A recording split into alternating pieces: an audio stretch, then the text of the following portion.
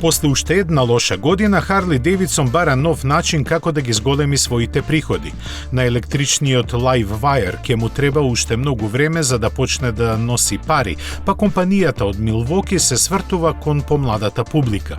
За нив се наменети два нови модела, Bronx и Pan America. Моделот Bronx е произведена верзија на Street Fighter 975 концепт со новиот Revolution Max агрегат со 115 конски сили.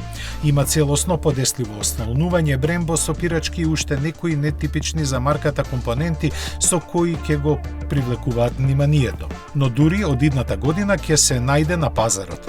Пред него ќе стигне Pan America 1250, кој е првиот исчекор на Харли во авантуристичкиот сегмент.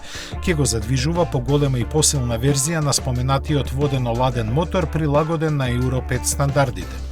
Додека се чека на нив, касата ќе ја полна специјални изведби на американските премиум крстосувачи каков што е Road Glide. Иако чини $41,000, односно двојно повеќе од стандардниот модел, купувачите веќе застанаа во ред за него бидејќи не е обична машина. Тој својата уникатност ја комбинира со големиот 1,9 литарски агрегат, чија силина не е објавена, но во секој случај не надминува ефективни 100 конски сили.